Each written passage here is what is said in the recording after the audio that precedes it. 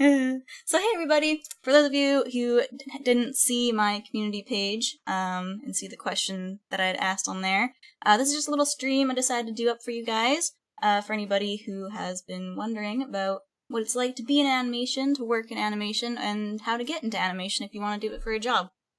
Or visual effects. Or digital effects, yeah, because my brother is also in the animation industry, but he works in the 3D lighting and other effects places, so do you want to say a little bit about that, what you do? Well, I've been working in visual effects and animation for 5 years now as a lighting artist, and I've worked at various different studios. The last animated feature film I just finished working on was Next Gen on Netflix, if anyone's seen that, using Blender and stuff. That was a lot of fun. Yeah, now I'm back into visual effects. And working at Spin VFX, which is the studio I started at originally 5 years ago. And yeah, it's been fun. So yeah, and you also worked on some effects lighting stuff on Troll Hunters too, right? From that, I was a lighting artist on Troll Hunters. Yeah, the first few episodes of that, and I worked on John Wick back when I was working in visual effects. And so are you back in visual effects now at Spin VFX? Yeah, I'm back working on visual effects. Nice. I can't talk about what I'm working on now, unfortunately, but top secret. But yeah, visual effects is well, it just depends on the project. Once you get into bigger projects, they're like, oh, stop saying things. So exactly. But I can try and answer some questions for sure. So yeah, we got some questions here that people have asked already. I did have a link in the description there for you guys. It's a new thing I wanted to try out. You guys don't have to use it if you don't want to. It's a thing where you can ask questions on it if you just use the hashtag to sign into it on the link below. That way you guys can post your questions there, and you can also vote on the questions that you want answered most. It's kind of just a test to do it on this stream, but like I said, not mandatory.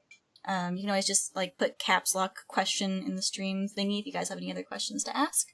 But other than that, we'll just go through kind of some questions that were already preloaded or pre-asked. So yes, we'll start with those. Yeah, so I'm going to start off with questions about college, and we'll kind of work in the process of from college to working in the industry.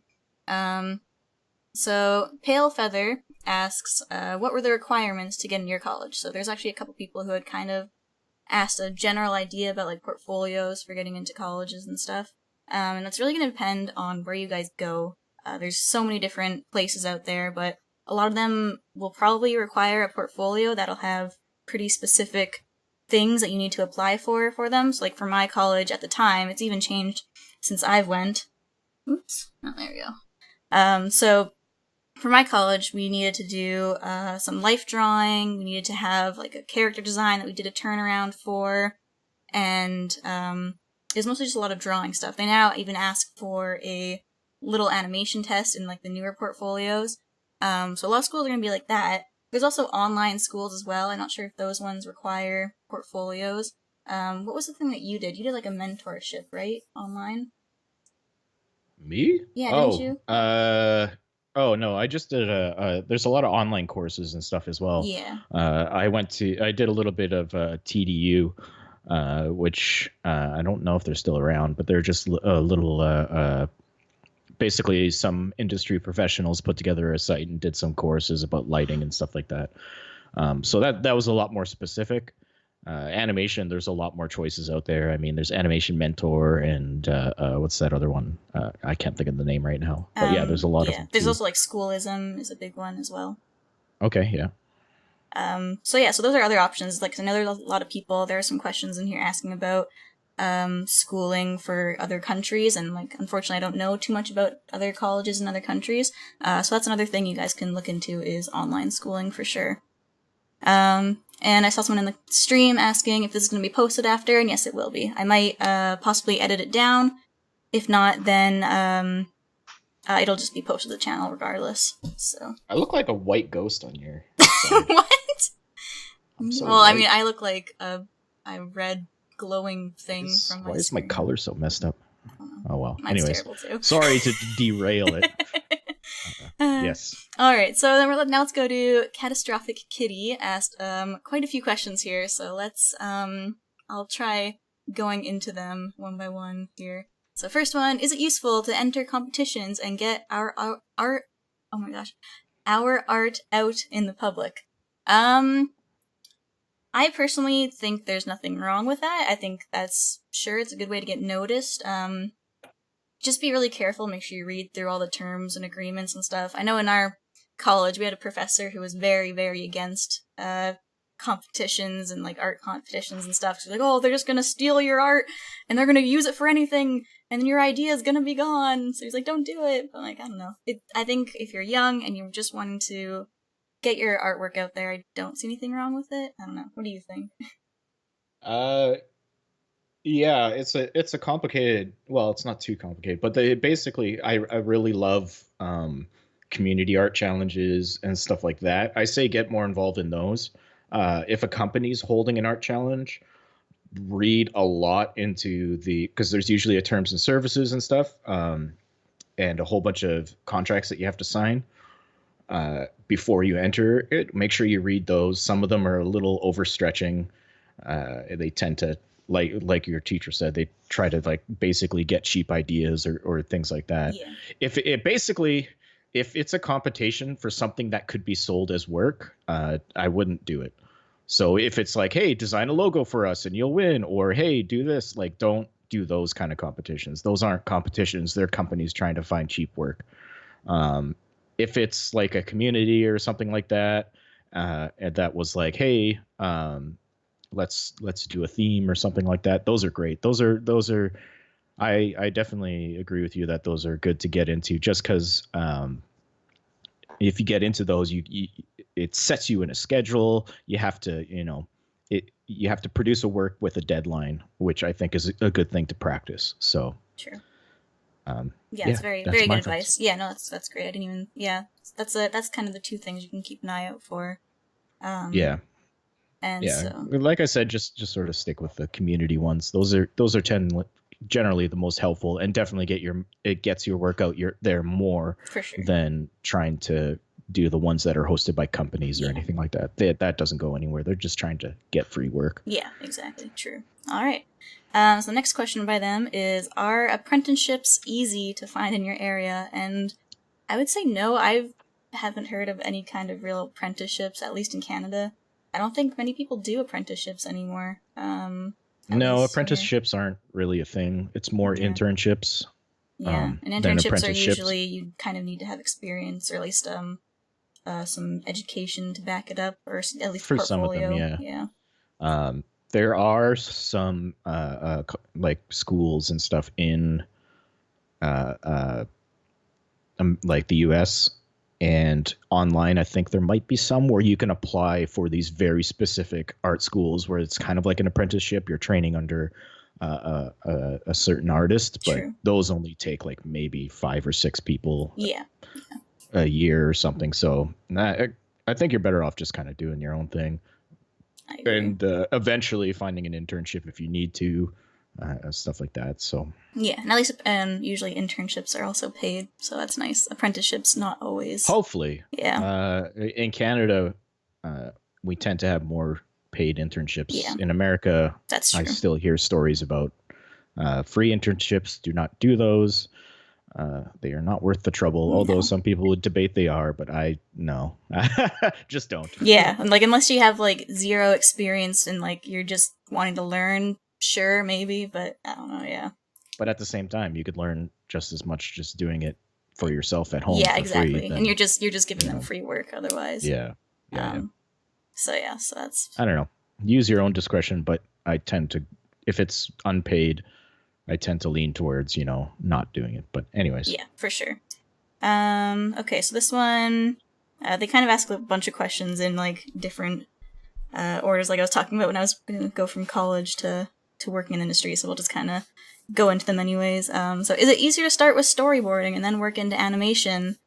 Sure. But those are completely different departments. So storyboarding, you're going to want to be able to draw quick, draw accurate, draw on model, and you got to really know your staging, know your acting, and you just have to be able to draw really, really fast and work really, really fast with your drawings. I've heard the opposite. I've heard Really? it's easier to get into animation than it is storyboarding. Yes. Storyboarding is such a specific skill set. Yeah, and there's definitely And more it's jobs in not animation than there's way storyboarding. more animation jobs. Storyboard jobs tend to be highly sought after by a lot of artists, so you're competing with a lot of skilled artists.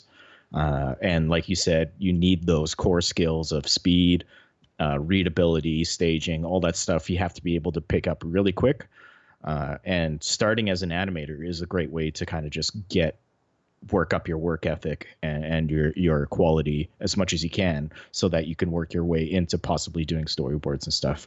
But I don't hear a lot of stories other than really, really talented people that would get a storyboard job right out of college or anything like that. Yeah, there's a good chunk of people that at least I went to school with who got into storyboarding are starting as storyboard revisionists. So they're the people who go through after a main storyboard's done and they just make any fixes that the director wanted to have done. So that'd be like your gateway into storyboarding if you didn't want to go into animation itself. So then that goes to another question, which you're talking about storyboarding, but now, is it better to do 2D or 3D animation? Why not both? Obviously, if you can, 2D animation is easier to start out with because there's a lot more, you can just, all you have to do is draw. So, like, you have access to it, you can do paper, anything like that. 3D animation is going to require rigs and a program to learn.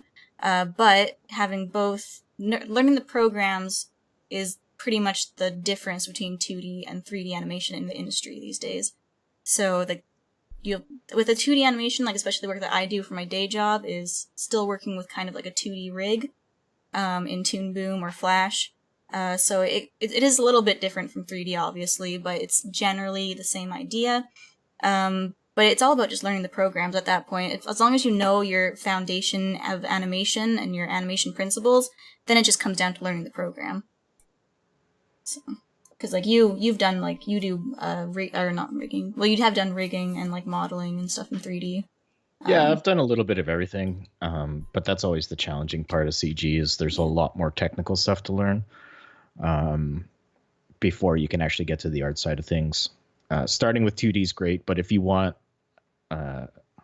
sort of like there's basically more opportunities in 3D animation than there is 2D, unfortunately. That's just the reality of things. But knowing 2D is super important, like you said, and learning the software is always kind of like a secondary thing. Always get good at the art first, and then the other stuff will come. The good thing about starting with 2D animation is when you do get an opportunity to jump into 3D animation, especially in a studio environment, usually all the rigs and everything's done for you. It's just learning how to navigate the program so that you can make things move. So it's not as heavily technical, and you can get your principles down in the 2D space and then translate into like the sort of like 3D thing. But it's a complicated question because 2D gets you the skills, the art skills.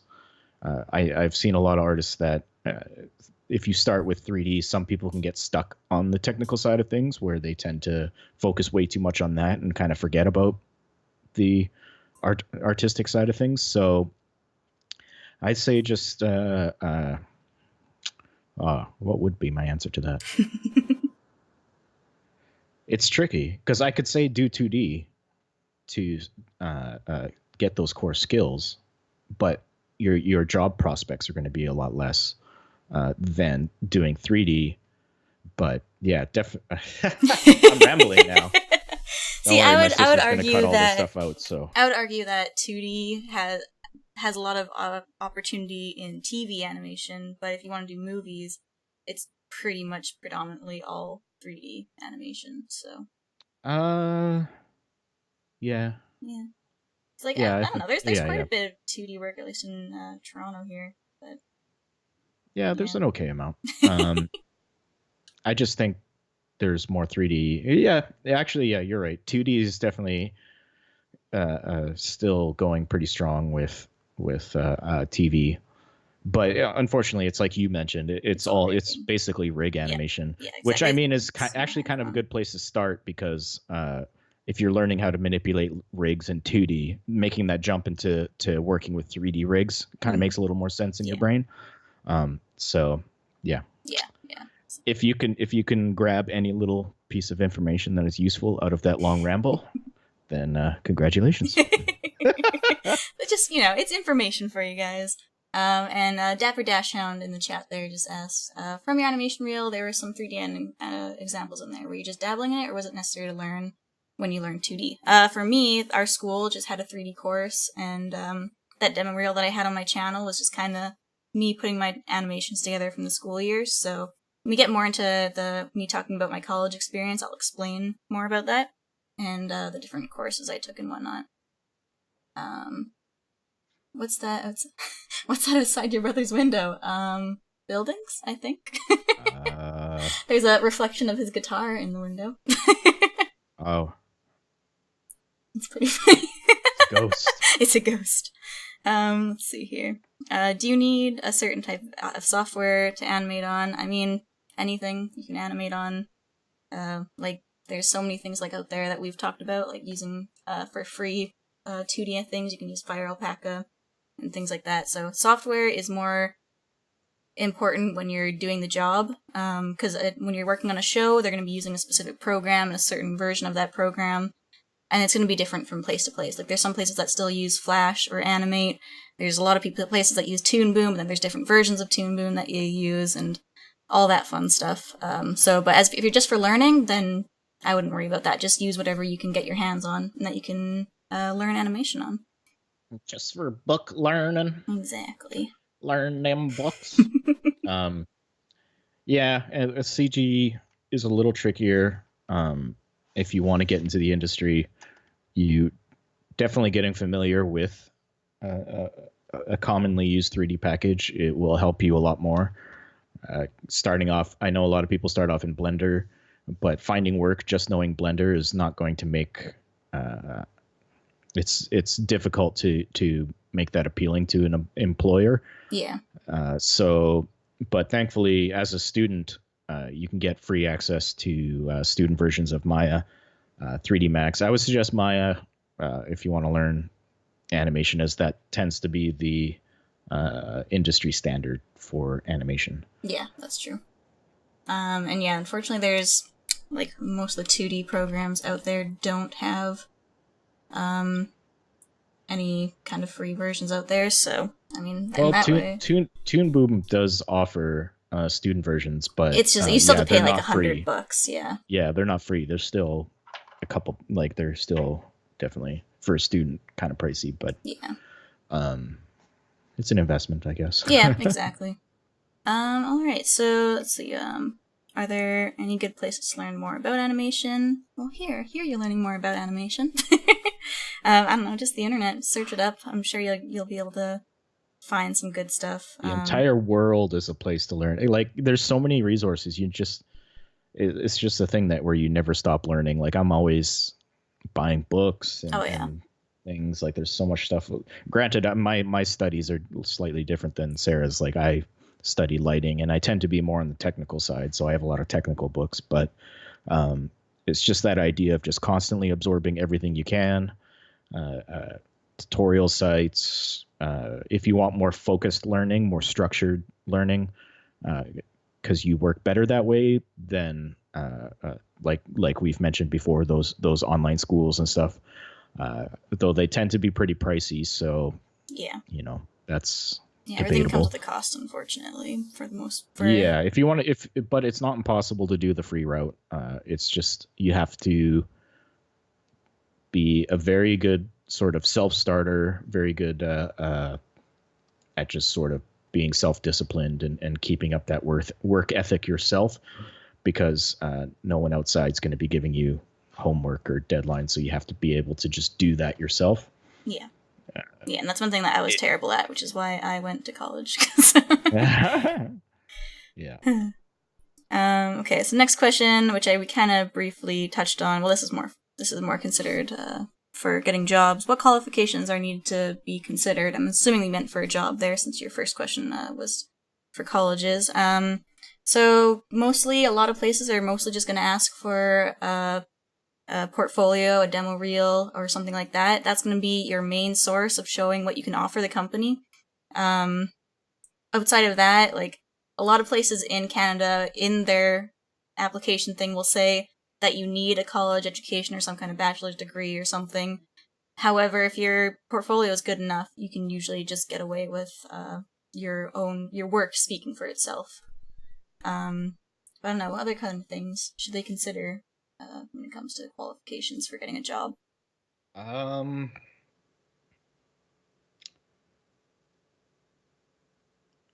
mean, work ethic's a big thing. True. I think that's bigger than most of the other qualifications. Obviously, being a good artist helps a lot. But if you come in with a sort of average to slightly weaker than average demo reel, but are able to demonstrate like a really good work ethic or anything like that, you might be able to catch someone's eye. I mean, it's just a lot of the common sense stuff that you mentioned, where it's just like, yeah, just be good at what you do and show somehow that you're good at it. I think the qualifications are kind of secondary for a lot of what I find to be more important. And what got me into the industry was networking, meeting people, getting out there, getting your name out there so that people can put a name to the face. Yeah. A name to the face, a face to the name. Either or. however that expression goes. But yeah, like, qualifications is just one piece of the puzzle, I guess. Yeah, is what I'm trying to say. For sure. And they can be intimidating. That's another thing. When you're looking at qualifications for a job and they're like, oh, must have 1 or 2 years experience doing this and that. You technically don't need those things that they're asking for. It's more a nice to have.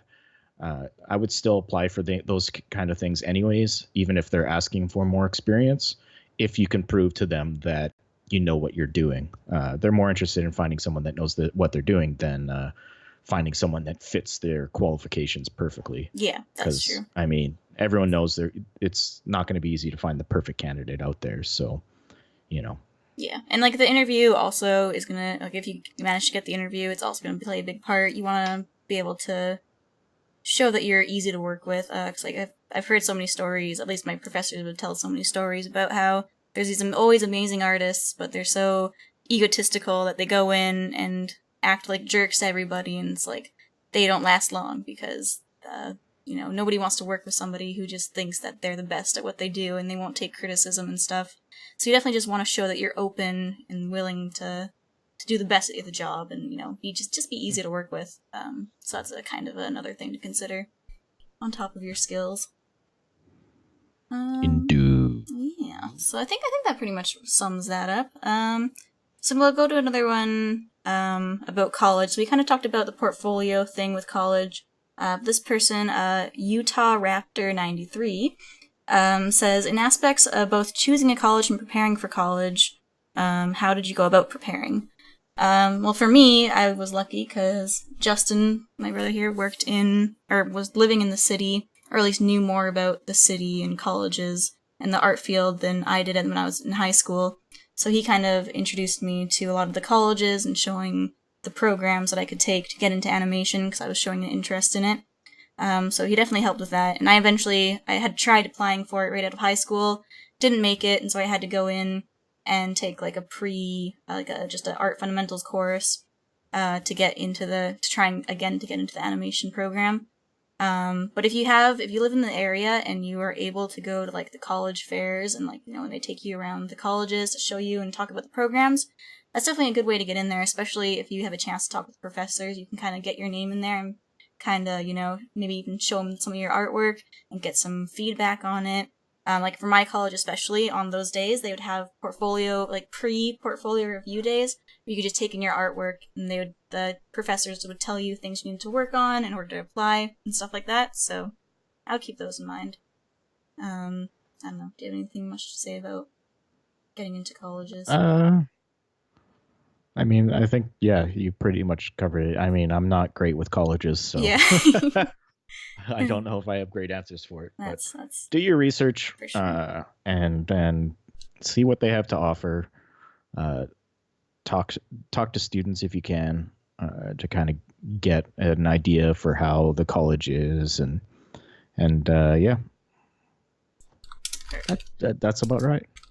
All right. So then, again, this person kind of had a second part of their question. So since I'm just on their question anyway, this is kind of to do with getting into arts or into the industry. Is it feasible to be working in an animation position right after college, opposed to some other job that you might not want as much, such as graphic design and stuff like that?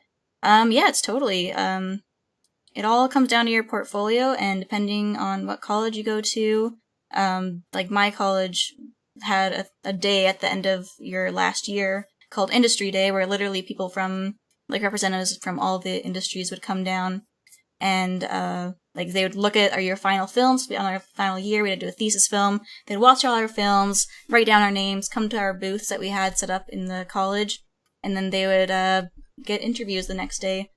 So depending on your college, they usually want you to get hired, so they might have an event like that.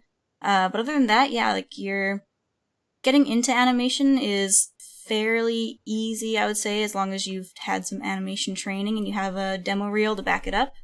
Um, and like I would almost say it's probably the easiest entry level to get into. I don't know. It's kind of a complicated question, but I don't know. Do you have anything? For me, it's just take whatever you can get. Yeah, yeah, I wouldn't. Animation is one of the most competitive positions that people want.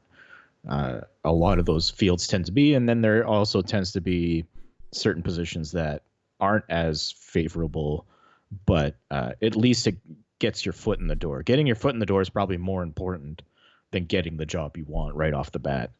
Uh, when I started in the industry, I started as a roto artist, which is basically in visual effects when you're tracing and cutting out people from the live action footage so that the effects can be placed in there. So it was a very tedious and not very creative job, but it got my foot in the door at the studio. And then eventually I became a compositing artist. And then I kept telling them I was showing interest, like I wanted to do lighting and stuff like that. And eventually they gave me a chance in lighting. So I kind of like worked my way up that way. And that's, I think, more important to just take what you can get than sitting around waiting for that perfect job, agreed. because getting your foot in the door, getting known inside the industry is just so valuable. Like I would take that over anything else. And yeah, there are like for instance, there's Bell, which is an internet company in Canada here, and they have a studio that was hiring students for a lot of commercial work and stuff like that. Like it's not the most glamorous stuff, and you're making commercials, but I mean, it got your foot in the door, and it got some professional level work on your reel, so that you could work that into getting towards the place that you want to be. So yeah, it's you might be one of the few that are lucky to get the animation positions that you're hoping for right out of college, but don't there's nothing wrong with taking whatever you can get and keeping that goal in mind of what you want to do and doing everything in your power to work towards that. Sometimes the road can be longer than other people, but you know that is the way of life. Yeah, no, that's really good advice. Because yeah, definitely, yeah. If you're gonna be waiting around for that one like golden job that you've been wanting, it's gonna take a lot longer to get it than you would if you try and get your name in there. Like that comes in like with the networking and stuff too as well. Exactly. Okay, so this one's a big one here. Let me just I should have highlighted the main questions. So stuff about portfolios. And so this is Akiosoma. How does your application portfolio look like when you started, and how does it differ now? Well, the portfolio to get into the college was very general. It's kind of they just wanted to see that you could draw, and know like your basic foundations, like just see that you can kind of draw a layout, see that you can kind of do life drawing, kind of those basic things. And now, like, when you're applying for a job, you're going to be very specific. You're going to have a portfolio aimed toward the job that you want.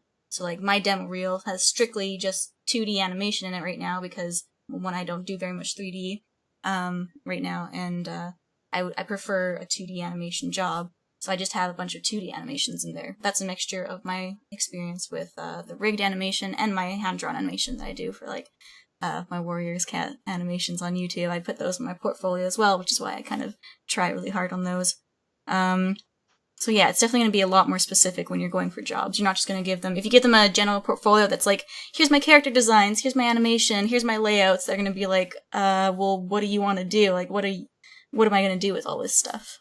So, yeah. I don't know. Yep. Not much to add to that. What do you think is, yeah, and what do you think is important in portfolio? I think we kind of covered that.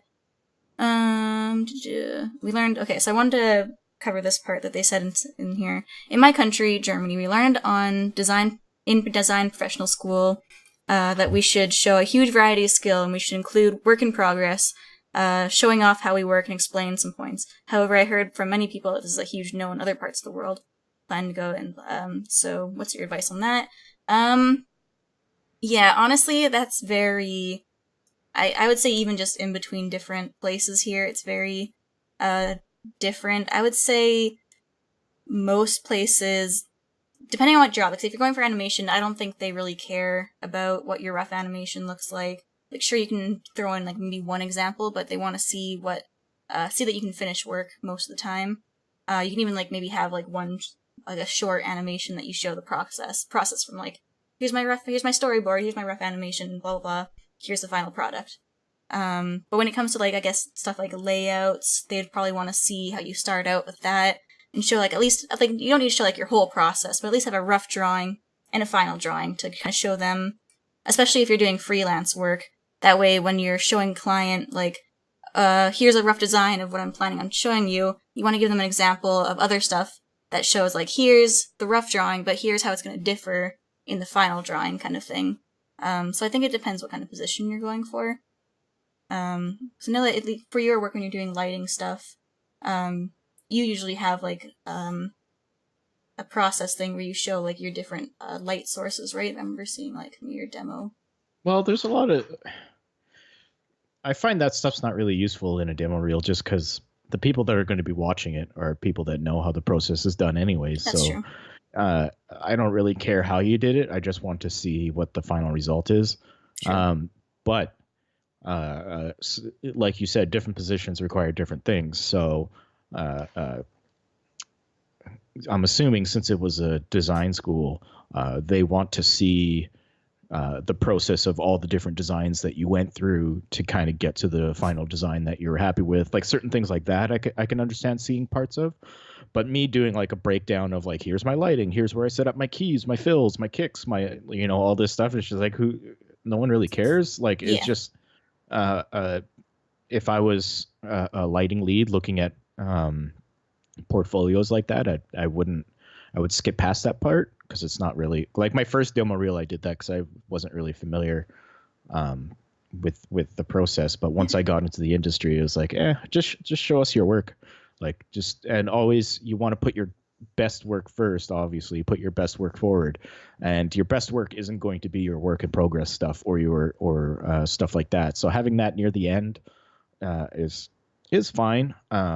It can actually be useful sometimes to kind of like start up some conversation in the interview and stuff, of being like, here's my process, because I've had a lot of interviews where they even ask you about your process and stuff. So being able to show it is good, but at the sort of like applying for it, just show what you can do, and then if you ever get to the interview stage and stuff like that, then you can talk to them about how you did it. I agree. Yeah, that's definitely good advice there. And this is just something we kind of touched on storyboarding earlier, but I just want to clear this up for this specific person. They said that somebody said that you can't get into storyboarding because storyboarding is done by the writers and the writers only, or the script makers. Nope. But nope, that's not how it works. The storyboarding is a completely different thing. People will write a script and it goes to specific storyboarders to storyboard. I don't think that'd be a lot of work for somebody to have to write the script and also do the storyboard. So, Well, in the animation industry, especially in TV and stuff, obviously, there's two kinds of shows in animation. There are script-driven shows and storyboard-driven shows. Most shows are going to be script-driven, although Cartoon Network and a lot of the previous stuff, actually, Adventure Time was one of the earlier ones that was launched by this whole idea of storyboard-driven shows, where the storyboard artists are now writing the story. Like basically the storyboard artists are given, there's an outline, a basic outline for what the episode's going to be about and certain plot points they need to hit, but then the rest of it's all storyboarded out because everything's so animated and moving, it's hard to write that in a script. But that is a very rare case. Like, that's not a common thing. And then there's certain shows, like I'm sure the show you're working on, there's people that do scripts and then people that do the storyboards for those scripts. So it really depends on the show. And to be lucky enough to be working on the storyboard driven shows would be fun, but they aren't the only types in the industry for sure. For sure. There's still a lot of script driven shows out there that need storyboard artists to make a storyboard. So just wanted to clear that up for you so you didn't feel like storyboarding wasn't something that you can go for. Nope, it's definitely, it's super, it's actually a really high demand job. But it's also a high skill ceiling, like a high skill job. Because you have to be fast, accurate, and creative at the same time. So it's very difficult. Lots of stuff going on with that.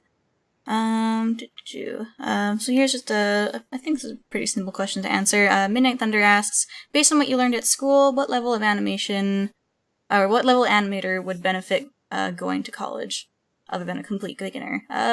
Again, it depends on what you're looking for and what kind of person you are, what kind of learning style you are looking for.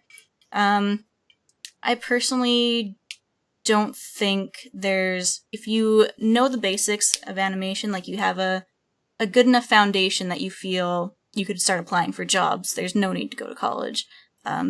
It's going to be just a waste of money, especially since there's going to be a lot of courses that you just don't care about. So that in that case, it would be, if you want some more learning, you'd want to go on to something like online courses and stuff. Like Schoolism has tons of professional artists and people in the industry who just teach specific lessons about simple courses, like just a course for learning how to paint, lighting, or textures, or even just different animation or character design courses. But if you're a person like me who struggles on trying to figure out where to start and what should I be learning, and you just don't know you don't know what things to sit down and practice because you just have so much stuff going on in your mind that you want to do, then I think you'd definitely benefit from college. But then again, you'd also benefit from online courses as well, because at least with my college experience, which we're going to be getting into more of these other questions, it's kind of a very general thing. Like, they teach you every little step in animation, like storyboarding to layout to life drawing. It was not just strictly animation. So if you just wanted to strictly learn animation, then you're better off just trying to find somebody online to teach you instead of spending hundreds and thousands of dollars on college where half the stuff you're not really going to care about. So I think we'll kind of go more into these college questions here. So I Eat Oxygen, who I saw in the chat there earlier, hopefully they're still here. What does college teach you that you might not get by learning independently? There's lots of questions here, like, it's my drawing life, what are the pros and cons of art college? Sycamore, is taking an animation course in college worth it? And Lucky Lucy also kind of asked something like that. So, again, I kind of answered that already. It all depends on what you're looking for, what kind of things, what your learning style is. Because you just keep in mind that, college is going to cost you a lot of money. It's something you're going to be paying off. And you want to know that it's something that you want to do, because you don't want to go there, finish college, and be like, well, that was great, but now I just want to do animation as my hobby. I just spent, $100,000 on school, but now I want to do something else for my career. So something you definitely want to think about. You definitely don't want to just jump into it because you like it and you're like, oh, this is a fun hobby. I'd like to learn more about it. Definitely think about it from a career standpoint, and not just a hobby standpoint. Because I know that you had some fun when you were first going to college, not knowing what to go into with like game design and all that. I don't know if you want to talk about that. I knew what to do. I just I mean, it's just like it's it's a long story, but researching the colleges is what's super important. And I feel like one of the mistakes I made in my younger years is sort of jumping into a college just based on their advertising or whatever. Come learn something, you know. It's I find there's like two different kinds of colleges, and trying to figure out which best suits you and your current skill level. If you're starting as an absolute beginner, you're probably going to benefit more from a traditional art college, if that's your learning structure. If you're better with structured learning, than just try and find the resources on your own. And even if you just want to try it out, like what you did originally is just like introduction to what was it called? It was just an art fundamentals. Art fundamentals. Yeah, like an art fundamentals program or something like that to get you familiar. Did that college sort of introduce you to a bunch of different mediums as well? Yes, yeah, we had different classes, like we had sculpting, which is something tons of stuff. While I didn't finish college, I did a couple years of college at the Alberta Art College, the Alberta College of Art and Design, and I did a couple years there. Which, while I did drop out of the college eventually, those first 2 years were very valuable to my growth as an artist, because it did introduce me to many different facets of art. I did like a lot of sculpture, a lot of life drawing. I even did jewelry for a bit, like all kinds of different things. So I kind of got into that creative process, met a lot of people, and discovered my love for animation there, because I took a animation class, and that was the first time I ever did animation, and I was just in love with it. So that's what really got me into that career. So it's a good way to like find yourself as an artist, but at the same time, like you said, it costs money. Like, it's not cheap. So at least with like an intro program or something like that, you can kind of, it's not usually they're not very expensive. So you can kind of get your foot wet, but not bury yourself in too much debt, like a 4-year program or something like that. But then you have these other colleges that are like avocation colleges or whatever it's called, where it's very specific. It's like, we're going to teach you all these programs. They're usually very generally labeled, like video game design or things like that. They can range from 1 to 2 years. Some of them can even go up to 4 years, but they tend to cost way more money. Like I find those I find those colleges can be beneficial to some people that, again, learn better in that kind of atmosphere, but I find they're only mostly beneficial to people that already have skills going into it, as opposed to starting with nothing. Because if you start with nothing and go into one of those expensive programs, you're not going to have much. Like, you're going to learn a lot of the technical side of things, but you're still going to struggle with a lot of the fundamentals that you didn't have going into it. So it's not a very good introduction to the fundamentals. It's a lot of stuff like that. So do your research. Think about the way that you learn. Do you learn better in a structured system, or do you like in my case, does your mind wander too much? You're too, because I'm very single focused. Like, I'm if I'm interested in something, I just want to start learning and studying that one very specific thing. This is why college was difficult for me, was because it was too varied and too. When I get super interested in one thing, I lose interest in everything else. Yeah, I had some of So that too.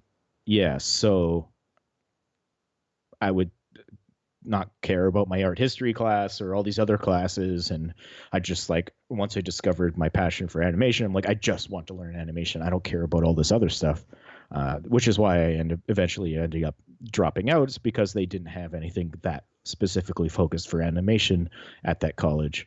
um, and so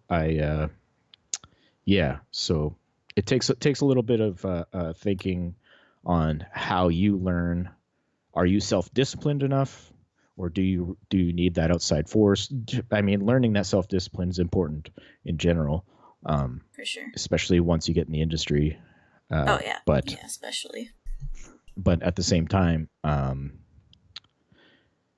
yeah, if you're curious about it and you're not 100% sure, I would say the sort of like short 1 year art fundamental programs, uh, your community colleges, your cheaper, simpler programs like that, um, while they don't have like the biggest names in the industry, or have like the flashiest demo reels or anything like that, it'll at least give you a chance to explore yourself as an artist and explore what you're interested in, and then from there you can take the next step to a more focused college, or find out that, oh, I don't really need a college. I know I can teach myself, or find I found finding mentors was super valuable too. Like after I dropped out of college, I went to work under my animation professor at the college. I worked at his basement studio, just helping him make short films and stuff like that. So I was still always learning.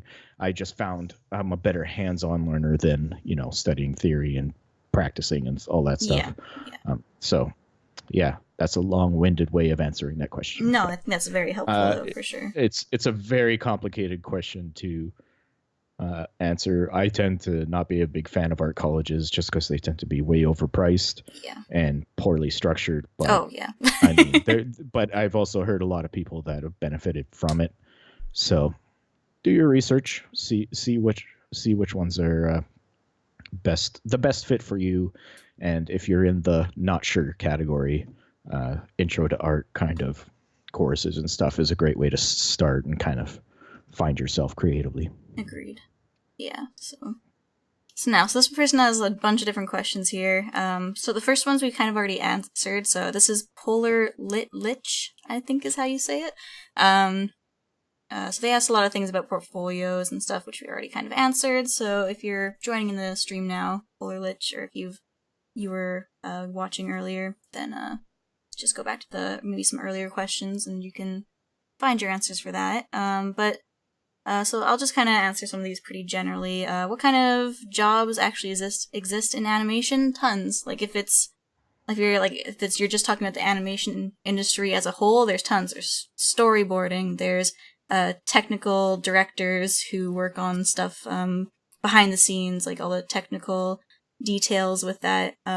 There's the animators. There's the layout artists. There's modelers. There's riggers. There's the design department, the character design department. There's the lighting department, the effects department. There's tons of different facets inside the animation departments.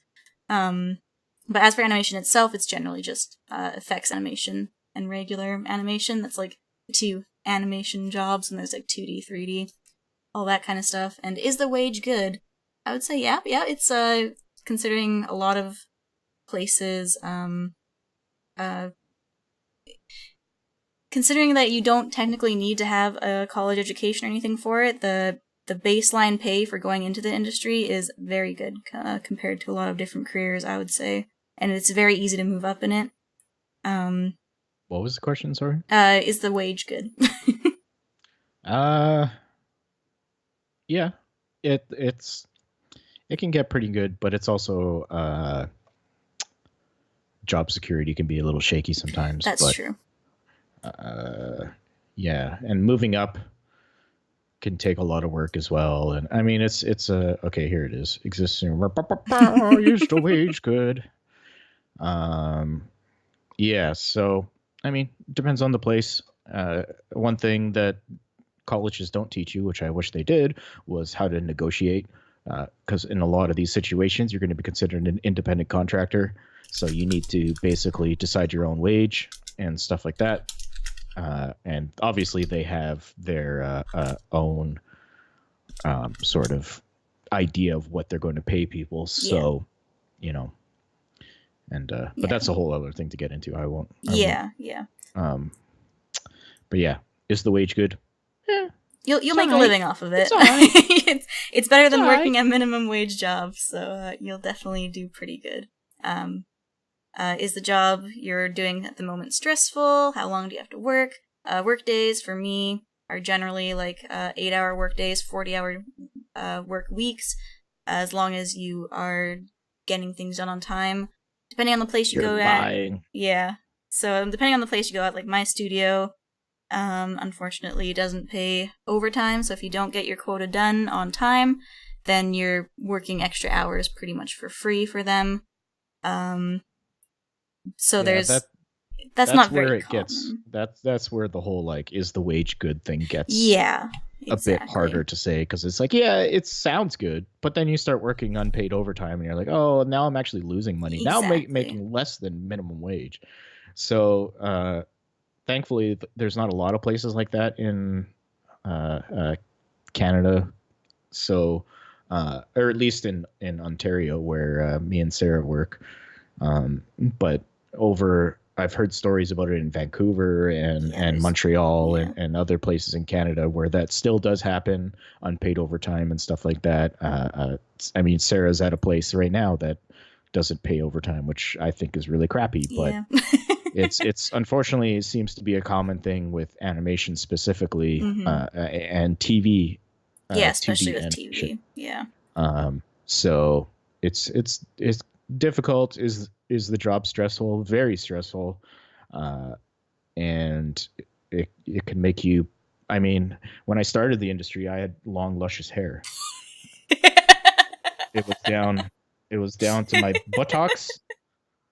And then when I started the industry, I just kept pulling it out, you know. And so we'll go with so that. now Sure. now I'm bald. Yeah, that's totally how it happened. So that's totally no, it's not that stressful. It can be, especially.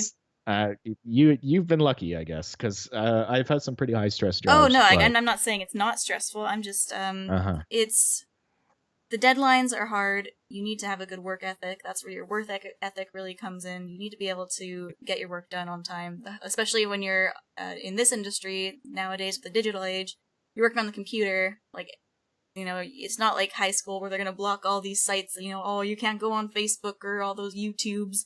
You know, you have access to those, and like it's generally, they won't really frown upon you like having something going on the background while you're working, but you just need to make sure you're getting your work done. So you need to make sure. That depends on the studio. I guess that's true. The 2 studios I've worked at didn't care about it. But they definitely. I'm at is completely locked down, so it really depends. Okay. It really depends on the studio, but I mean, at the end of the day, it really comes down to, are you getting shots done? Exactly. Yeah. You know, like at most of the studios I've worked at, I've never had anyone yell at me for coming in late or anything like that, as long as I'm getting the shots done and I'm putting in the hours that I need to put in, you know. So I come in a bit later, but I stay later too to make up for it. So it's not like I'm, you know, showing up for a couple hours and then going home. Yeah, exactly. But at the same time, you know, it's about doing your job is what they care more about. And if any of those things start causing you to not do your job as well as you could be, then it becomes a problem. Yeah. Yeah, and then along with the stress thing, one thing that you're going to have to, especially if you go to college, you'll probably start getting used to it, but getting critiqued on your work is something that might stress you out. I work with a couple people who take their criticism from our superiors very personally and seriously, and you kind of got to learn to separate yourself from your work, hear what they're saying and hear how to improve on it, but like don't take it as a personal attack. that you're not good enough. It's just that you need to work on this thing in this shot that needs to get done. It's not. Yep. Yeah, so that's one thing that you'll get used to. It's one thing that some people need to kind of get out of their head when they're working in the industry. You're not making your own stuff. You're making someone else's thing. Exactly. You're making a product, and they want the product done in a specific way, and you have to adhere to that, even if you think it's ridiculous. I've had notes from clients that have been passed down through my supervisors and stuff that are just like, this makes no sense. Why are we doing this? But it's just like, well, the client wants it, so we're going to do it. Yeah. And that's just the way it is. And some people get in a huff about it, but you have to be able to just separate your work from you and, check your ego at the door, because it's not gonna, we're all there to do a job and get it done.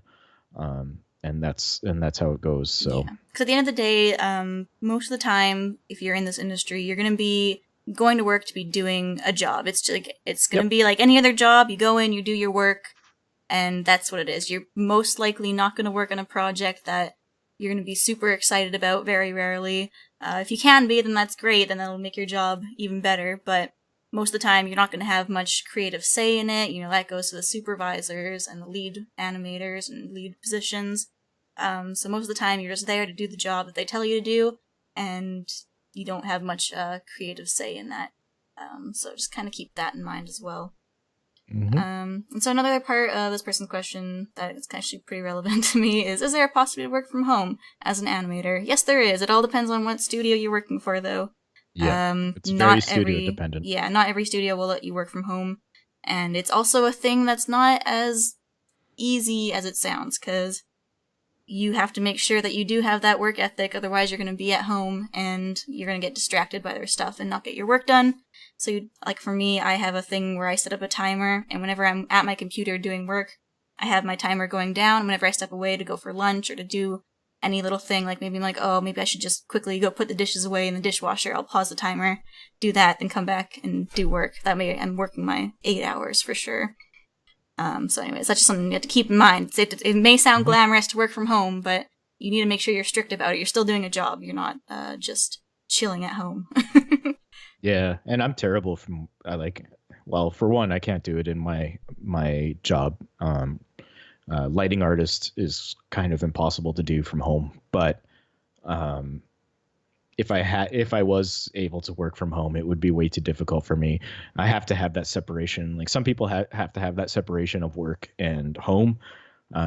If I did have the opportunity to work from home, what I would end up actually probably doing is renting a small office somewhere and working out of there, because the act of getting up in the morning, showering, getting dressed, and going somewhere sort of turns my brain onto work mode more than, waking up and walking over to my desk in my pajamas. Yeah.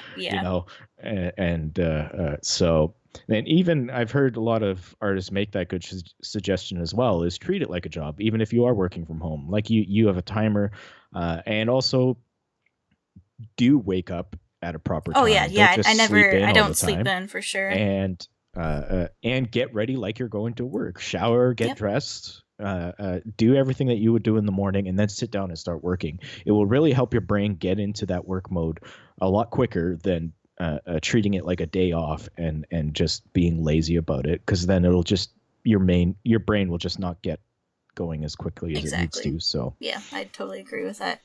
Yeah, it was definitely I wasn't expecting to have any troubles with it, but then it took a couple days for me to realize, okay, this is gonna be, I need to really get my mindset in the work. I can't just be here sitting on the computer like I'm just at home not doing anything.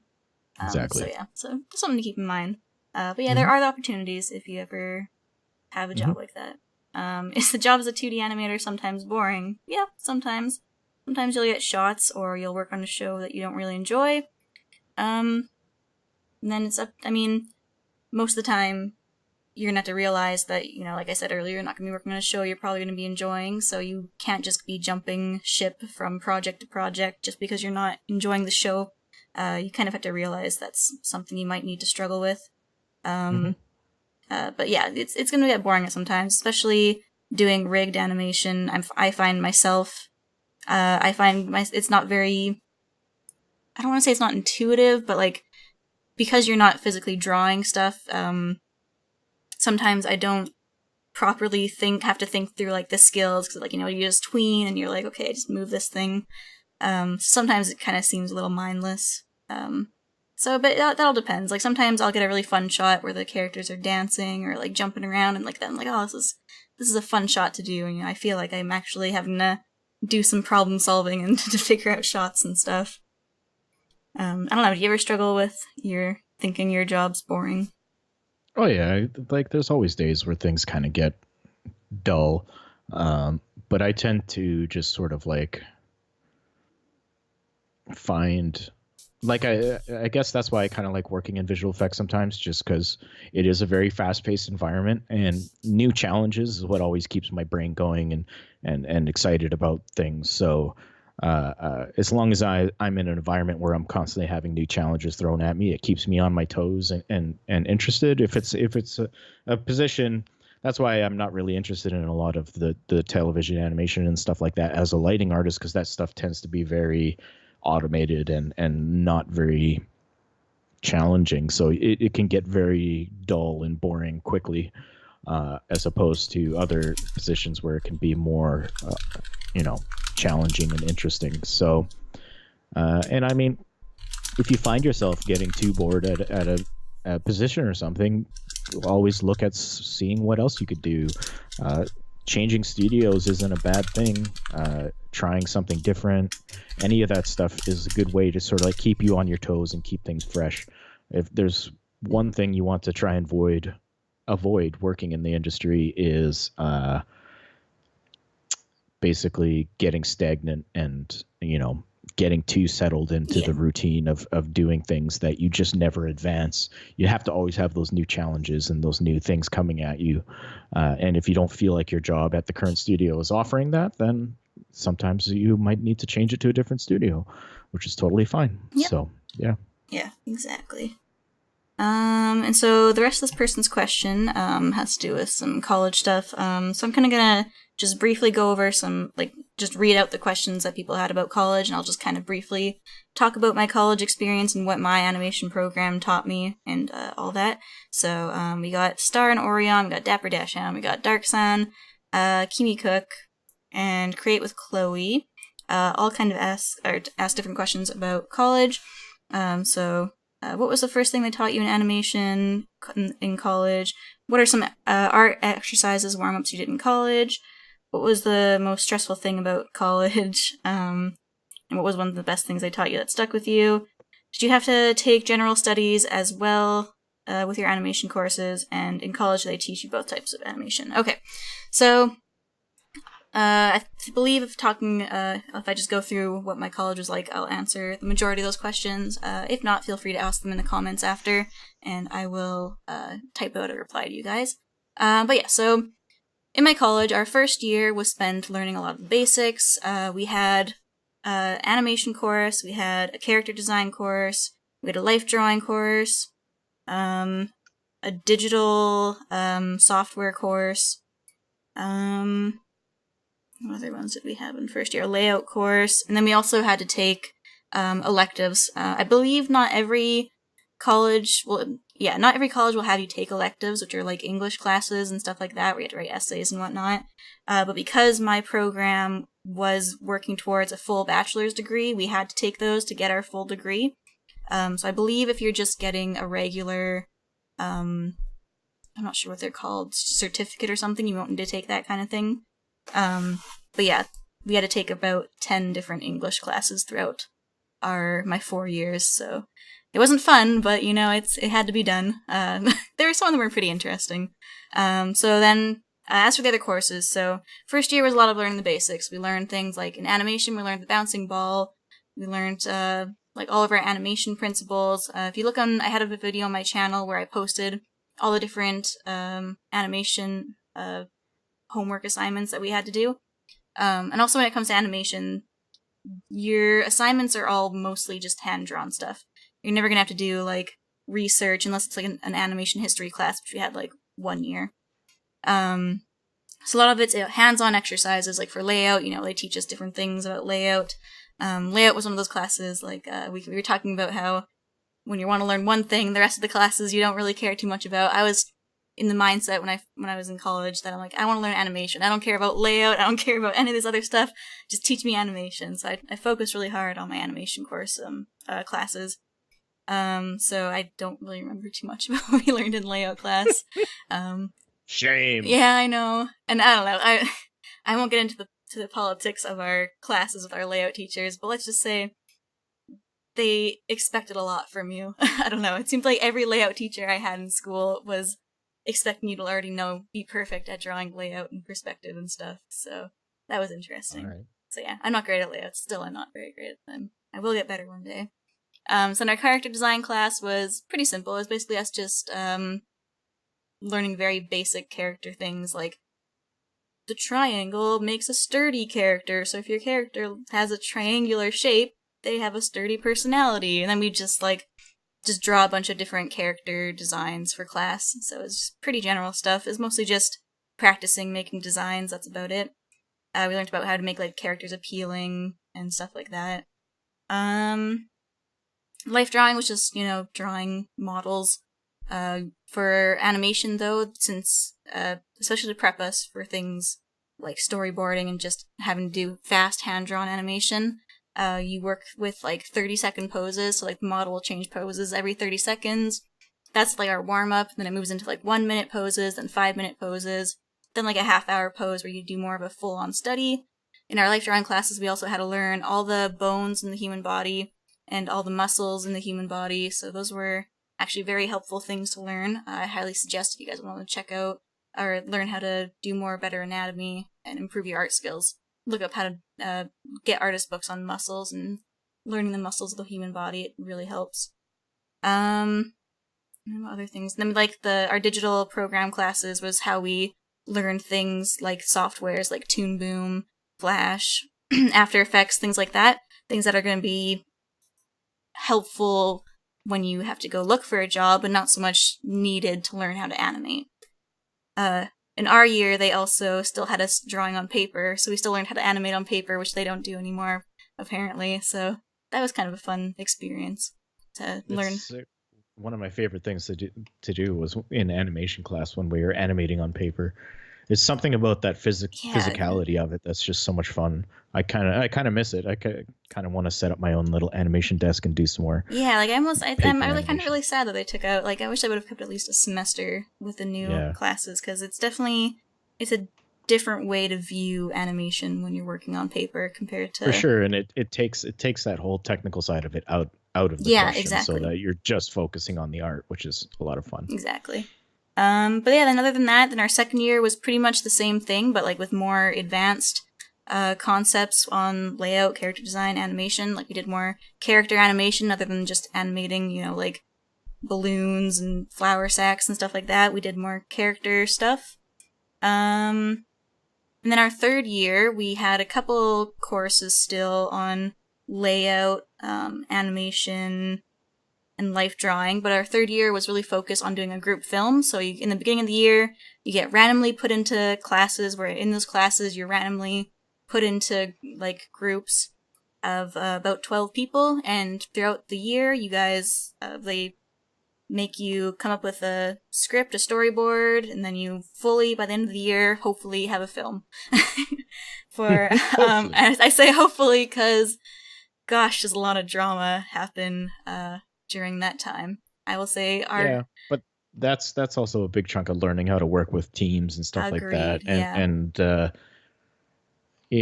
definitely take that project seriously. Oh, for sure. And I mean, it's all about learning the skills that you would need in an industry environment and to treat it as such. Yeah. So, usual check your ego at the door kind of thing. Exactly. So. And one thing I really struggled with that was that I went into a 3D thing for my third year film, so I was like, oh, well, I kind of want to practice 3D stuff. However, I wasn't aware that, because they don't really tell us much about how these group projects work before you get into them, but I wasn't aware that it wasn't like, oh, I want to do animation on the group film, so I'm just going to do animation. No, they expect you to do little bits of the production all the way along, so I was like, oh, I guess I have to design some layouts, and do some lighting on some of these scenes, which I know nothing about. Okay. So Yeah. it definitely was interesting to get to see all these different parts of the production. But yeah, it's definitely hard working with people. We had a lot of people in our group who had very high egos and mostly just wanted to focus on their portfolios, because also in third year, during the summer, you're expected to do an internship, so they help you find an internship with companies, which was a nice perk of the college. And so that summer you get to do that. So a lot of people during the film, like when they should have been working on their film, they're working on their portfolios, making new content for it. So it's like, well, you're supposed to do this shot and have this thing done. Oh, you're still working on your portfolio? That's nice. Well, could you help with the group film? So that's one thing I struggle with a lot. I don't know. There was a lot of animosity towards some of my film mates, but it's all good now. So then, yeah, after that, then the internship. So that was about a 3 to 4 month internship at a studio. So I got to get my hands on getting some experience working on a Toon Boom rigged show that summer. So then in my our fourth year, you have to take your elective courses, so your English courses, and then you have one other course you can choose, which can be life drawing. You can learn how to do 3D textures and stuff like that, or you can learn advanced Toon Boom rigging, I believe was the other one. So they kind of give you some, along the way, the years, they teach you a little bit of 3D stuff here and there, but it's kind of an optional course, it's not required. So if you wanted to learn 3D, you had some of the options. I believe they've really improved their 3D stuff since I was there, because it wasn't the greatest when I was going to school. But yeah, so other than that, fourth year is pretty much completely dedicated to you making your own 1-minute short film. So you have a mentor group, which you meet with once a week, and pretty much you only go to class, like, you maybe have 3 classes a week, and the rest of the time you're just working on your film. So, yeah, and for people who aren't familiar with college and, like, what that experience is like, you're not going to be, you might not be at school, like, for a full day. Like, you're not going to be going to school for 6 to 8 hours every day. You have maybe 10 courses that you take a semester, and some of the courses could be like an hour-long lecture, or they'll be like a 3-hour full class. So some days, like on, like maybe say Monday, you might only have one class. You'll go to school for like 3 hours. The next day you might have like 5 different classes. So you might be at school for like 8 hours. And then maybe Wednesday you don't have any classes. So that's kind of a thing just to keep in mind. Like, you're not going to school full-time exactly like you are in high school. But yeah, so that's pretty much how my college experience went. And then by the end of the year, once, like I talked about earlier, they have that industry day where people from the industry come, watch your films, and you hopefully get hired. I think there's about an 80% hire rate from our college. And the rest of the people just kind of have to keep looking for jobs after that. I actually technically didn't get hired from my industry day exactly. I had contacted the company because I knew I wanted to work for them, because I knew I'd be living in the area. So I actually contacted them before Industry Day and was like, hey, I'm interested in you, so you should check out my stuff when you come to Industry Day. So that helped out for me getting a job.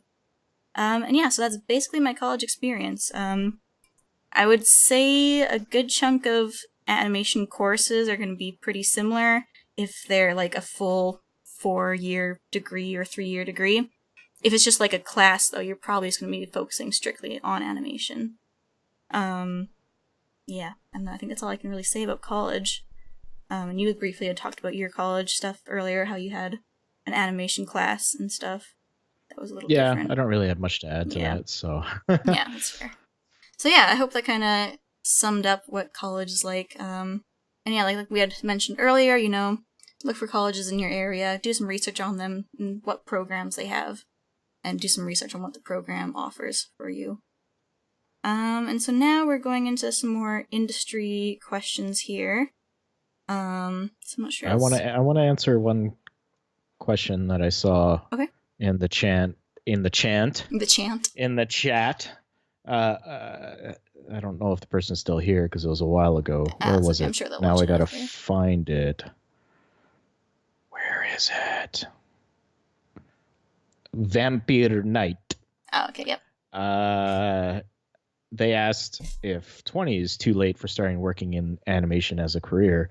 I started working towards a job in animation and visual effects when I was 27. So no, 20 is never too late. And I've known people that have started a lot later. So yeah, I Agree. Like, would yeah, not worry about that. no, not at all. I went to school with people who were like, yeah, close to their 30s, some of them in their For 30s. sure. So it's definitely like, Hmm. there's never, if you know you want, it's what you want to do, then there's Hmm. never too late of a time to learn. So yeah, Yep. I'm glad you touched on that for sure. Yeah, I Um, just wanted to answer that one because it was something I struggled with too yeah, when I was, that age. I'm like, oh, it's too late for me and all that stuff. But like once I started getting into it, doing it, I started to realize that there's no age limit on it. exactly.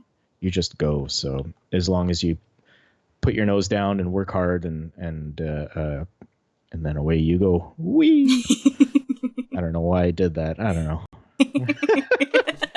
What are you talking about? You do it all the time. It's just totally what you I do. guess. Hey, Uh, how's it going, Sarah? you just take after Dad.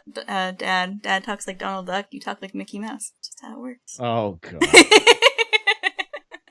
I used to get okay, a little bit of family stuff, but I used to get so mad at Dad when he would do that voice when I was younger because it Why? was just so embarrassing.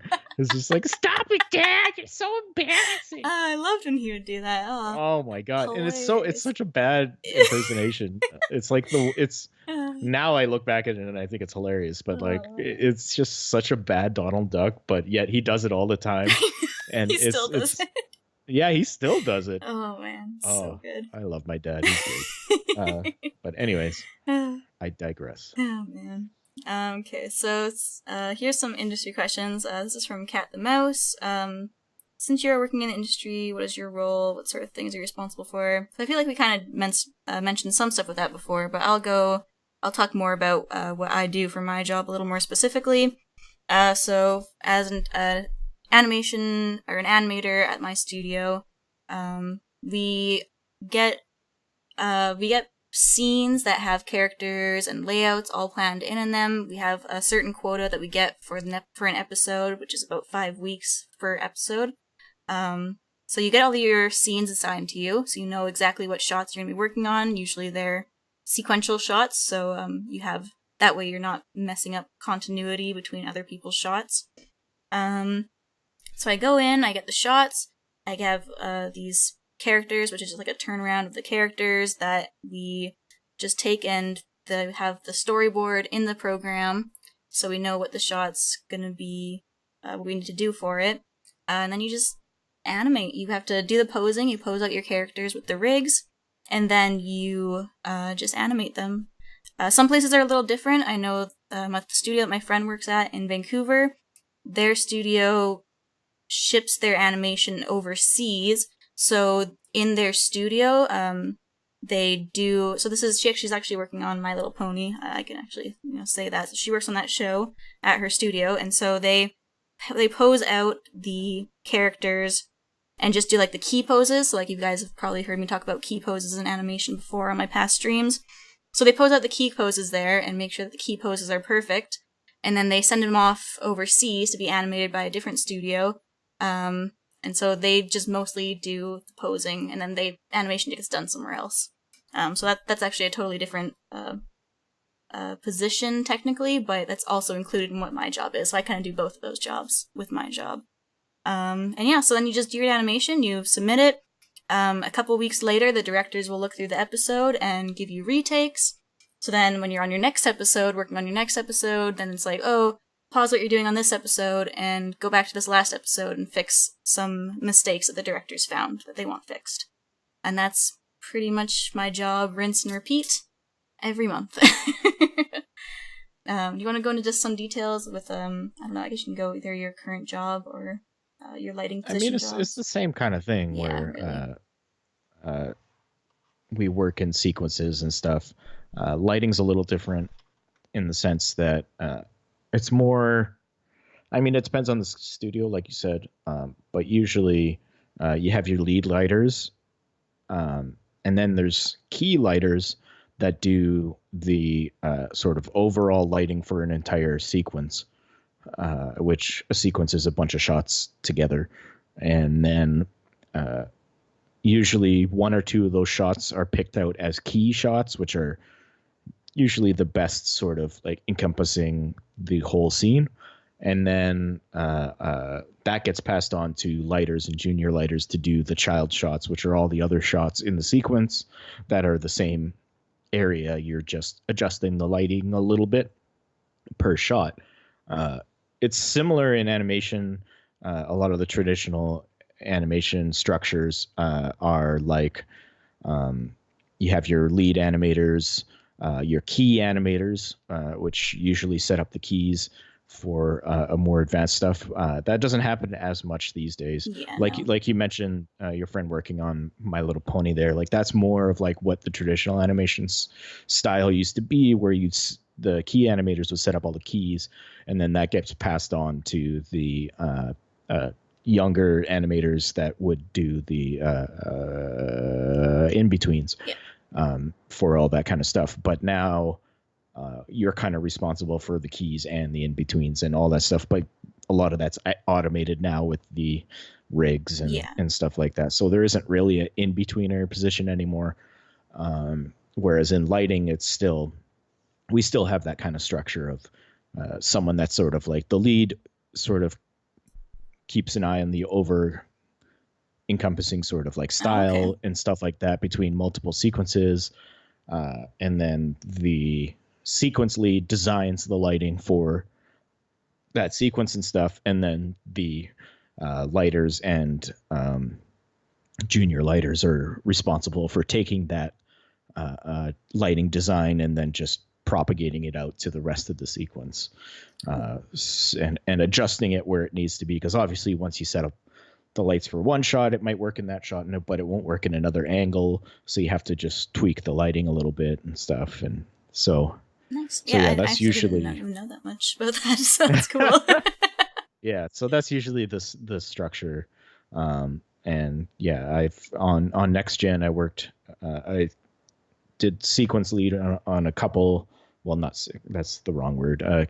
Key lighter on a couple sequences, and a couple of them being the stage sequence where the pin guy walking out and doing his big sales pitch on the new robot that they're launching. All that lighting design was a lot of my ideas, and working with the creative director.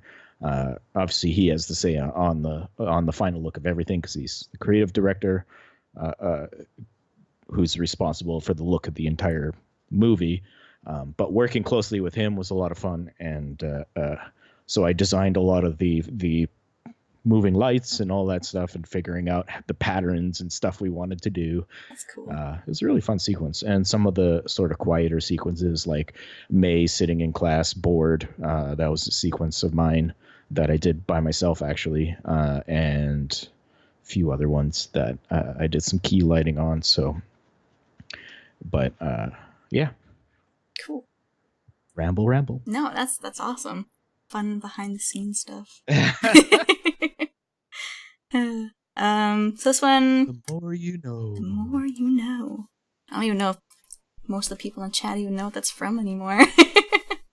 I'm pretty sure they do. I think it's still a big enough meme. Yeah, that's true. Probably. That's where everybody gets there. I think it's more just reference now. Actually, it was PBS, wasn't it? I think so. I don't even remember what it's from anymore. Wasn't it from? No, it was like I know it was like on the same thing that Reading Rainbow was on. I thought. Yeah, it wasn't that. I know it wasn't. It wasn't. I just remember it being on the same channel. I don't know. Anyways. Yeah, it was a PBS thing. I just don't remember. Yeah, I don't remember either. All right. So Mario Gamer 210. What is the most challenging thing about being an animator, in your opinion? The deadlines, I would say, are the hardest thing to get used to. Just knowing that you only have so much time you can spend on a shot, you can't really make every shot perfect, which was something I really struggled with because I'm a big perfectionist when it comes to my animation. So just knowing that I couldn't spend hours trying to, make every little detail look perfect, even though as much as you'd want to, and I'm sure the clients would love for you to spend all your time figuring it out, but but they don't want to pay for it. Exactly. So it just knowing that I had to just leave stuff at a stage where it's good enough. That was the trickiest part for me. And like sometimes it'll like bring me down because I'll look at some past shots I did and I was like, oh, that looks so terrible, and now it's airing on TV. But it's like, what can you do? It's it's one scene that nobody's gonna notice. Yeah, that goes back to that. You have to separate Yeah, the job from the art, because it's just like at the end of the day, it is a job, and you can't like hold it to the same sort of level of self-criticism. Yeah. Just because like you got to get it out, you got to get the work done. Exactly. You got to get it out the door, and sometimes that means cutting corners and not doing the job that you hoped you were. So you have to just learn to do it right the first time and get it as close and as better quality the first time around. So you get better at that over time. Yeah. For sure. And the more you learn, the better the faster you'll get and stuff like that. But yeah. You just have to kind of like let it go. I mean, I'm sure there's a lot of stuff that I've done in the past that I'm just like, ugh. But like, I mean, I think about that, but then I think about how crazy the deadlines were to result in that. And then I'm just like, oh, well, yeah. They gave me like no time to do this anyways. So, exactly. I mean, yeah, it's, for what it is. Yeah, good enough. Like, I think another thing that I struggle with, it still comes to you really need to separate yourself from the job or from the work you're doing, is when I do get things like retakes, and the retakes are something that is going to make the scene worse, or like in your mind you're like, why would you do that? That's just going to ruin the shot. I need to shove in, they want me to do this character doing this action in like half a second, and it's just going to look terrible, but they want me to do it, so I guess I'll do it. I thought I liked the shot better before, but that's something that I still struggle with. I'm just like, okay, yeah. I just gotta do it. I just gotta do it and get it done with. It really depends what your relationship in the team is and stuff like that. Like working on a feature film's a little different. That's true.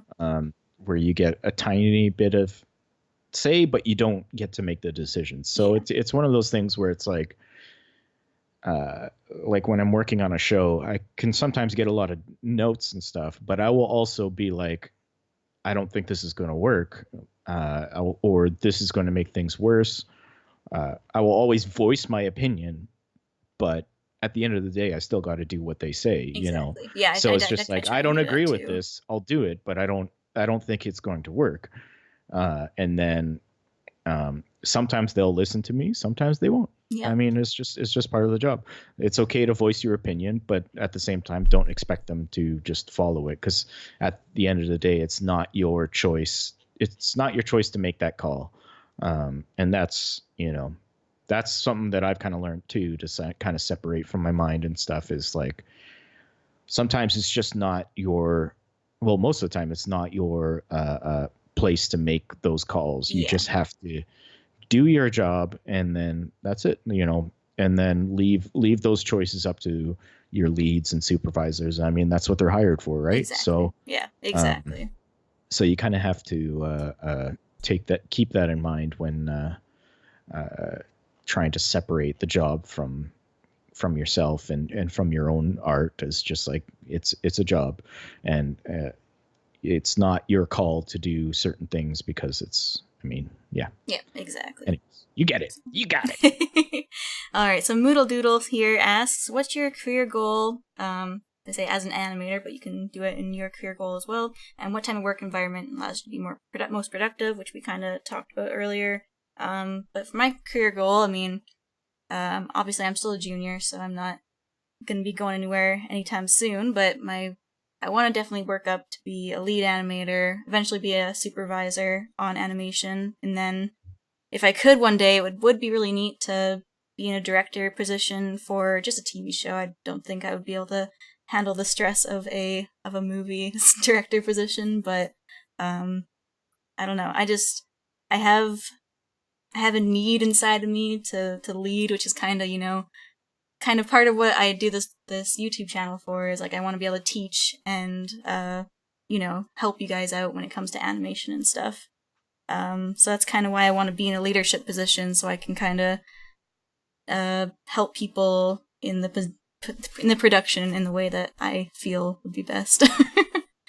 I don't know. What kind of goals do you have? I don't know. It's okay. Like, it's interesting to think about because people think, okay, lead is higher than a standard level, and then oh, supervisor is higher than lead, so I want to go up and up. But the thing is, you don't realize that once you start reaching those other levels, you start getting less into animation and more into management. Yeah. So if you're at the supervisor level, you're almost never going to be doing a shot in any. You're basically giving up the thing that you love to help everyone else do what they love. Yeah. See, but I'm okay with that in my. Yeah. No, which is fine. Like, I'm not saying it's a bad thing. Yeah. I'm saying that you have to understand. People need to understand that's what those kind of positions will encompass. Where it's kind of like, if you're interested in more of like a managerial kind of position, a more kind of like helping people and organizing and stuff like that, then yeah, you definitely that's a goal to work towards. Me specifically, I like the work and I like the challenge of it, and I like, so in terms of, do I want to get up to lead and supervisor? Maybe, I don't know. I've been more on the fence. Like, I like helping people and I like teaching and I like all that stuff too. So I would definitely enjoy the idea of possibly becoming a lead. Supervisor might be getting into the territory of like, I'm not sure, because that's very much, you're in meetings all day, you're making decisions and all this stuff. Like, you're not really doing the work, and I would feel like it would be hard for me to make that step. But again, if that opportunity came by, my opinion might be different. So it in terms of where I want to be, I think I'm pretty much at where I want to be right now in my career. I enjoy the work I do. As a senior lighting artist, it's a position I like where I can work with the leads, and my opinion is valid, and people are willing to work with me, and I'm willing to work with them on different ideas and stuff. So it's right now I feel like I'm already in the place I want to be, career wise. I mean, you could always work on bigger projects, more interesting things and stuff, but I don't know. Yeah No, I've made sense. I made it. I already made it. There you go. Jeez. Job complete. Goal check mark. And I just want to quickly address a question here from Selkit in the chat. Because we were talking about getting critiques from our supervisors. How do you find the balance between critiquing your supervisors and staying polite in your zone? I'd imagine it'd be pretty difficult. Well, it's just like anything. You're not so much critiquing your supervisors, because like usually the calls you're gonna get are gonna come from the directors, and you're not usually speaking to the directors directly. It goes through the supervisors, and then they'll ask the directors if they don't even know. So basically, I just usually go like, hey, about this scene or something, should this be this way, like, or could we do it this way? I won't just say like, hey, I don't think this is right. I'll say a suggestion that how I think it maybe would make it better, and then they'll usually go, and either the director will have some kind of vision or something that I just don't know about, or that's the thing you need to keep in mind too, is like, you can get kind of sort of narrow-sighted working on just your shots or your small sequence. You got to keep in mind that the directors, the leads, the supervisors all have the bigger picture in mind. So when they're making these suggestions, it might seem weird for what you had in mind for this very specific sequence. I've made suggestions for shots and stuff that I'm like, oh, I think it'd be cool if we did this with the lighting and stuff. But then talking with the supervisor and stuff and be like, no, in the bigger picture, that's not going to work, and it's going to be too much. And then I sort of think back, or I look at it too, and I'm like, okay, yeah, I see what you mean. Like, it's easy to kind of get caught up in your small little piece of the pie, but the whole picture is what it really comes down to. So you can make those suggestions, and and how you make them is important too, and like presenting them in a polite way where it's just like, okay, I see what you're saying. What if we tried this? And that really depends on your comfort and relationship with the supervisors. Yeah. I can sometimes overstep my bounds too much sometimes because I'm a nosy guy, but I also understand and respect that I'm overstepping my bounds and don't expect them to actually listen to them. So you have to know when to like step back and be like, all right, that's not my call. I can't do anything about that. Let me just focus on what I'm good at, and I'll just do that. And then just sort of have to live with it. And yeah, it's it can be difficult. I can sometimes not be the most politically languaged person, especially when I very much disagree with a choice. But I usually voice that to a supervisor that I'm like. Most of the supervisor and leads I've worked with, I'm also become friends with. So it's pretty easy to talk with them. Yeah. And if I'm frustrated about something, I'll definitely voice my frustration with them, and I'll tend to be a little flowery about it. But I totally understand that that's not. I'm not the person that's going to be going into that meeting with the director and stuff and saying those same things, because that's not how you change people's minds, and that's not how you present things. Exactly. People have to. There is definitely I guess you could say, political angle to it, of like you have to be able to. And that's another skill that like a lead and a supervisor needs, is you have to be able to be that sort of calm mind and able to sort of politically present things and not be insulting and like, like, oh, this idea is dumb and stuff like that. Put your emotions into it. It has to be like, and some people have gotten good. Some people have gotten good at it where they can, make the suggestion and not make the other person feel like, they're being attacked or anything like that. Like, it's definitely, that goes back to the whole social element of it and stuff like that. Exactly.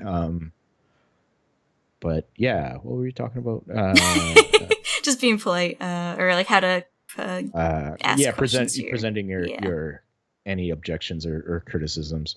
Like, I'm definitely not in the camp of put your nose down and just be quiet. I think you should voice if you don't agree with something. Just understand that you have to present it in a way that's polite and political. Don't always go jumping into outside of your bounds all the time. And I mean, it's it sounds horrible to say, but know your place sometimes. Like, you're not, you're just an animator. You're not a supervisor. So, they make the calls, they tell you what needs to be done, and you do it. You can offer your criticisms up to them and be like, I would like to do it this way. And maybe they'll be like, oh, I never thought of it that way. Actually, I like that idea better, which has happened a lot of times with me too, where like I present an idea and they're like, oh, I actually like that idea.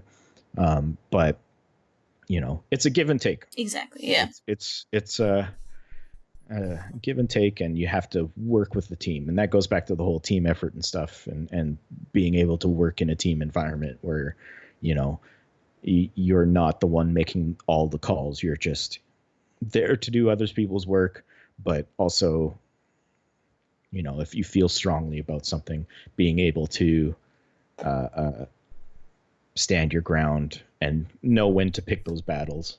Yeah. Because sometimes it's just like, who cares? Oh yeah. Sometimes you could be like, oh, I want to do this better, but it's a shot that's on screen for half a second, and it's like, it's like they're not gonna. That's no point. Yeah, like you're not gonna win. No. Annie for that best half a second of animation in this feature film. All right, so I'll take got about 2 more questions. I think we can have some different things to say on here. So this one we kind of answered some parts. This is from Kfrin. How do you find jobs in animation? We kind of talked about already. Also, how do you decide what school to go to? We answered earlier on. So if you're watching this later, check that out early in the stream, Kfrin. But one I would like to answer is, in your opinion, is animation a stable career to have? And I would say it can be. You're not going to...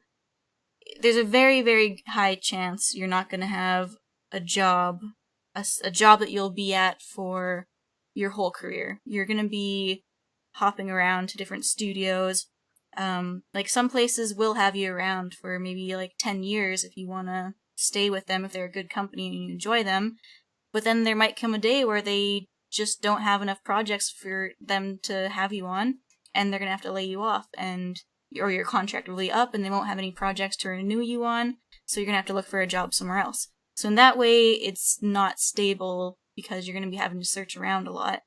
But there is a lot of work out there, and it's everyone's always looking for, especially animators, and animators are very sought after. And like, tons of different positions. There's always gonna be work out there somewhere, I would say.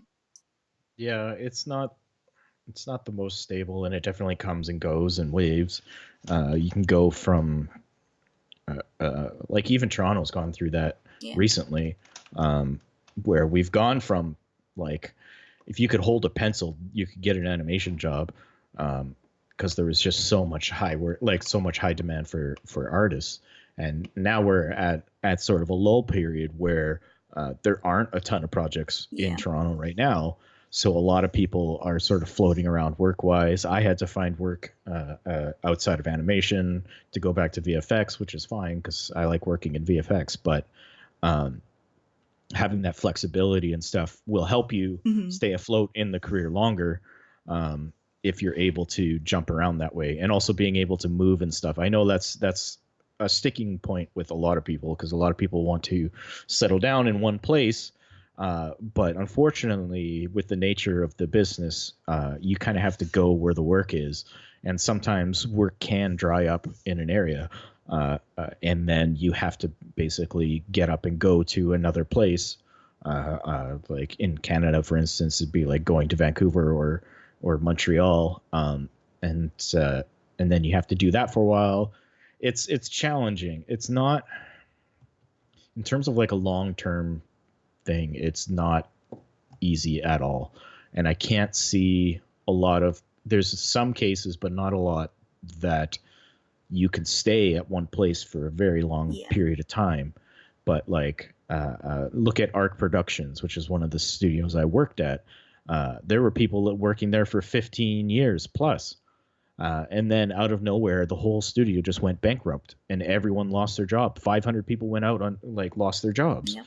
And it's just the way that the sort of nature of the business works when it's like project based. So it's like project to project, and the management has to be smart enough to feed the beast, but not like feed the machine so that it keeps running, but not overfeed it to the point where there's too many projects and not enough artists, and it's impossible to meet those deadlines. And then the wheels come off the cart and the whole thing falls apart. I think I used like 5 different analogies in there, but I'm sure it makes sense. But yeah, it's challenging. And I mean, I do it because I love it and it's something I'm really good at. So I like doing it.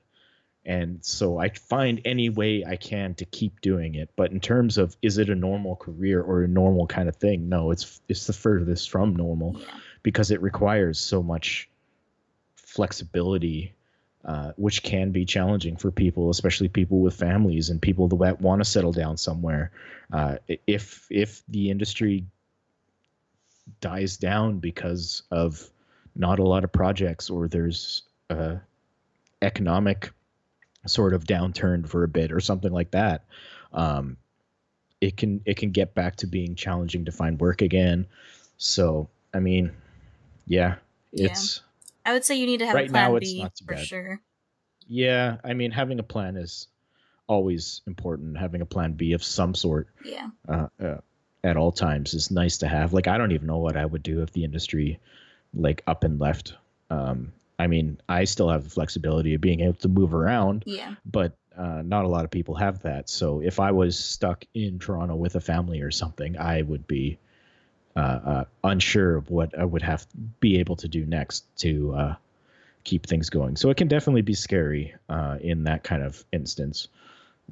But so far, things haven't been too bad in terms of work and the amount of studios and stuff out there. Actually, with Netflix and stuff stepping into the arena, it's definitely a lot. I know a lot of the studios in Toronto are keeping things running nicely because of how much money Netflix has been putting into the industry. So there's been a lot of jobs and security in that aspect. I just hope Netflix is able to put more of that money into animation. Yeah. VFX has been having a very good sort of steady boon because a lot of the shows on Netflix need VFX in some degree. So there's been a lot of work in that avenue. But yeah, well, I know Netflix is opening an animation studio in the States. So I think I heard something about that. So I'm not sure what's going to come with that, if they're still going to outsource animation. Was it Netflix or was it Amazon? It's Netflix, yeah. Oh, yeah. I thought Amazon was doing the same thing. I could imagine that. I could see that. I thought they were open. Anyways. Yeah, at least as far as I know, what everyone's been talking about is Netflix opening one up. So okay, yeah, so that'd be because they want to make So yeah, who knows? But yeah, so it's definitely the game's always changing. Exactly. But for now, things aren't too bad. It's challenging, but yeah, it's definitely not impossible. That flexibility is what you actually need to sort of like keep afloat, I guess. Yep. And yeah, I think with that, I think that's pretty much all the questions. I was looking at a couple more on the website here, which is nice to see that working. It works out well. I feel like we've answered the majority of these, so thanks so much for using that, guys. I'll keep that. I'll probably be using that even just on my regular streams, just so I don't miss questions when the streams and chat's going by super fast. But yeah, thanks so much to everybody for sending your questions, and thanks so much my brother for coming on stream with me to kind of help shed some light on the industry and everything. So I hope you guys enjoyed that stream. Oh my god, that was a 2-hour stream. I know, it's crazy. I was like looking at the time, like, oh my god, how has it already been 2 hours? Jeez. 2 hours of rambling about animation. Is anyone still awake in the chat? Yeah, no, they're probably just like, oh, I think everyone's just sleeping. I think we just put everyone to sleep with our. I'm like, oh, what's this adult responsibility talk? Oh my goodness. Oh my god. But with that, guys, I will see you guys in some future streams. Keep an eye out, press that notification bell, and if YouTube decides to work, it will let you know when I stream again. So yes, everyone, are you going to plug any sites or anything for yourself? Your Twitter? I don't really have it. I mean, you could find me at Quitter. You could find me at Twitter, Gore Animation on Twitter, and yeah, my YouTube, Justin Gorin. I've been doing some video stuff, so it's not animation, it's just shooting video stuff. But I usually ramble about stuff on Twitter, so if you like that, there you go. All right. And I'm going to try and get my sister on Twitch. Yes, I'll be hopefully doing some Twitch streams as well. Because Twitch is cool. Don't worry, guys. I'll still be on YouTube, my sis needs to be hip. Hip and cool. You need to get with the times. Anything else? Any closing statements? Any closing statements? It was the best of times. It was the worst of times. Classic. So classic. Alrighty, guys. So we will see you guys next time. Have a good day/night, and we'll catch you later. Bye, guys. Toodle.